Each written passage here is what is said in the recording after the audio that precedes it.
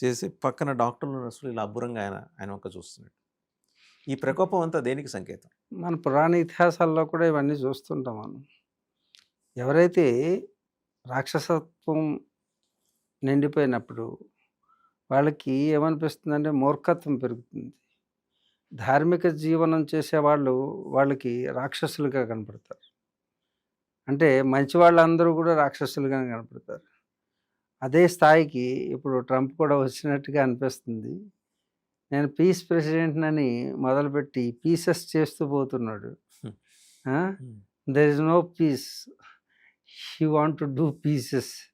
అందుగురించి ఇది రామాయణంలో మనం చూసినట్టయితే మండోదరి స్వయంగా భార్య చెబుతుంది. మంచివారిని ఇలా చూడకూడదు. రాముడు దైవాంశ సంభూతుడు అని. తలకెక్కదు. అలాగే విభీషణుడు తమ్ముడు చెప్తాడు. అయినా తలకెక్కదు. ఎవరు చెప్పినా ఇలాగే ప్రవర్తిస్తాడు. అందుకే విభీషణుడు చెప్పినప్పటికీ, పోపు చెప్పినప్పటికీ పాపులు మాత్రం పాపులర్ అవ్వడానికి చూస్తారు గానీ, వాళ్ళ యొక్క చర్యల్లో ఎలాంటి మార్పు రాదు. తిరిగి మంచివారిని నిందించడం, ఆనందించడం. నిందించడం, ఆనందించడం చేయడం ఈ యొక్క మూర్ఖుల యొక్క లక్షణం. ట్రంప్ అబ్సల్యూట్ మూర్ఖుడి కిందే చెప్పబడుతుంది.